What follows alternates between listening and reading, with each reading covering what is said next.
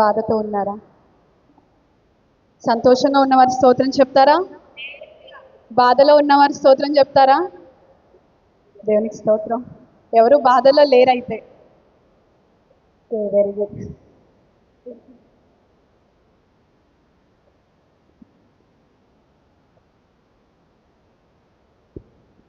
మరి ఈరోజు దైవ సేవకులు నాకు ఇచ్చిన అవకాశాన్ని బట్టి ఆయనకు వందనాలు చెల్లించుకుంటున్నాను. అలాగే కూడి వచ్చిన మీ అందరికీ కూడా ప్రభు పేరిట వందనాలు చెల్లించుకుంటున్నానండి.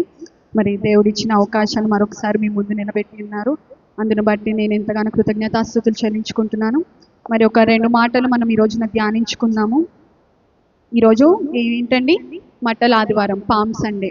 ఈ వీక్ అంతా కూడా మరి లెంట్ డేస్ అన్నిట్లో పోలిస్తే ఈ రోజు నుంచి మళ్ళీ రిజరక్షన్ డే అంటే ఈస్టర్ వరకు కూడా ఈ యొక్క వీక్ మొత్తం కూడా ఒక హోలీ వీక్గా మనము పరిగణిస్తాం. అంటే ఒక పరిశుద్ధమైన వారంగా పరిగణిస్తాం. ఎందుకు అనంటే దేవుడు యెరూషలేం పట్టణానికి ఎంటర్ అవుతారన్నమాట. ఈ రోజునే అక్కడ పస్కా పండుగ జరుగుతూ ఉన్నప్పుడు యేసుప్రభు వారు ఏం చేస్తారు, ప్రతి ఒక్కళ్ళు కూడా అక్కడ యూదులకి ఆ యొక్క రూల్ అన్నమాట, అక్కడికి వెళ్ళి సెలబ్రేట్ చేసుకోవాలి పస్కా పండుగ అనేసి.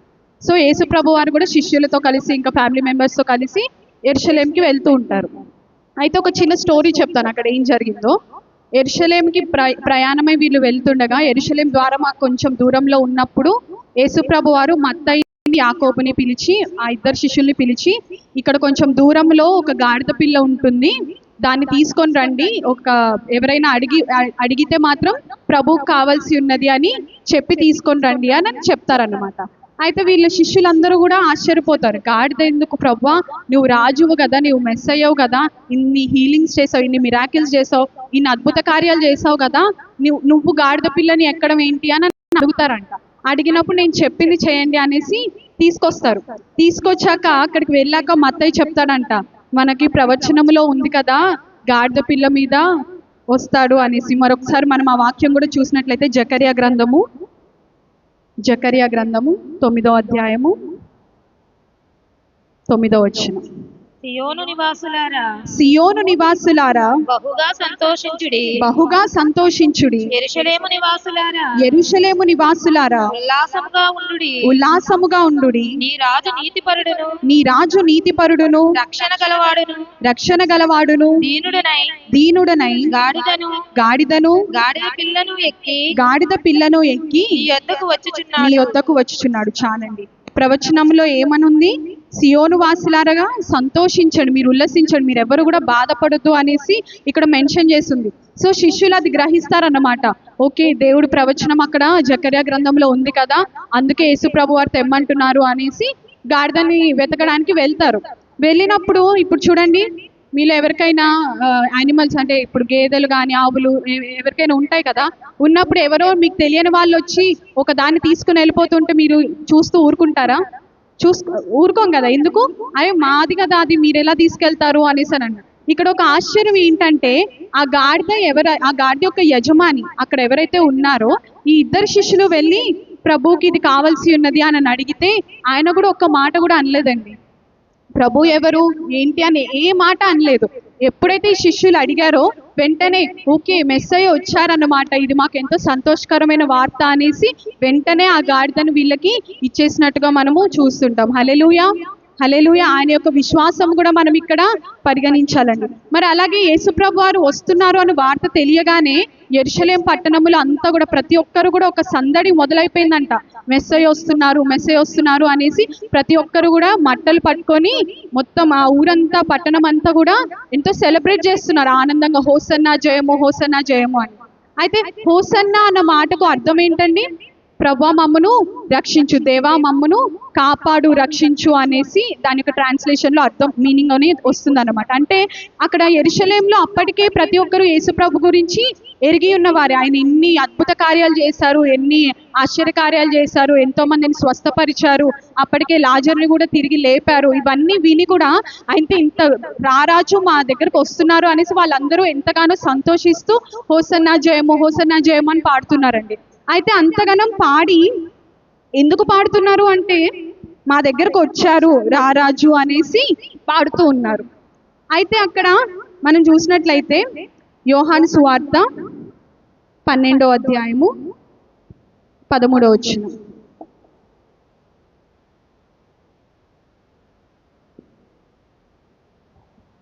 యోహాను సువార్త 12వ అధ్యాయము 13వ వచనం.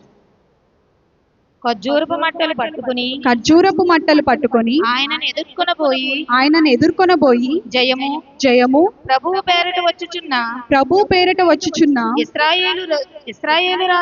ఇశ్రాయేలీల రాజు స్తుతింపబడును గాక అని కేకలు వేసిరి. చాలండి. ఏమంటున్నారండి? ప్రభు పేరట వచ్చువానికి జయము, వారు స్తుతింపబడును గాక అని కేకలు వేస్తున్నారు. నార్మల్ గా కూడా ఏదో మామూలుగా ఇందాక పాడుతూ ఉన్నాం కదా, దావీదు తనయ హోసన్న హోసన్న అంటే మనము ఎంతో నీరసంగా హోసన్న హోసన్న హోసన్న అని చాలా నీరసంగా పాడాం. కానీ ఇక్కడ ఎలా ఉన్నారు?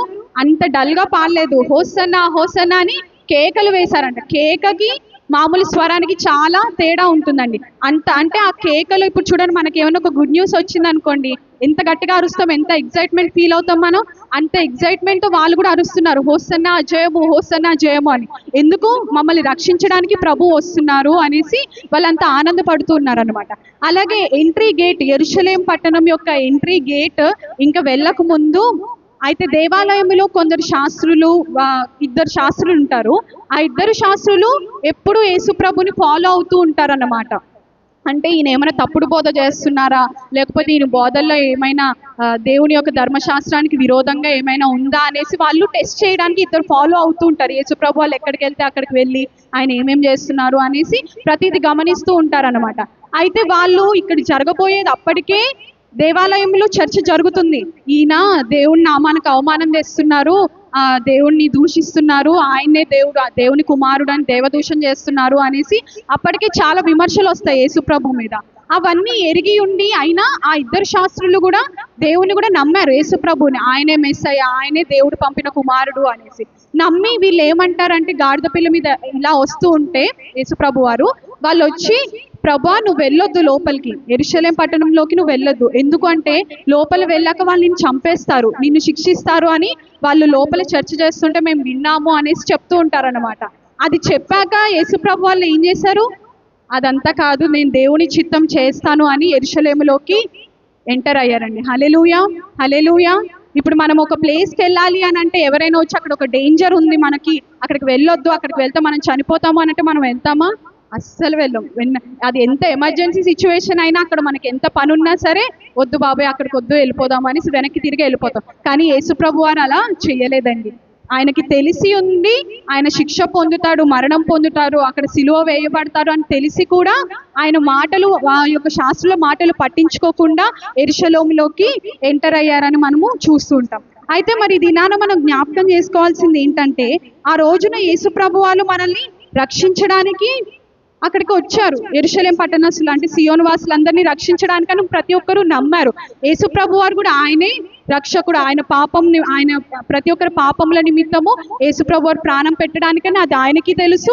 కొంతమంది జనమునికి అంటే శిష్యులకు కానీ ఇంకా కొంతమందికి అక్కడ తెలుసు.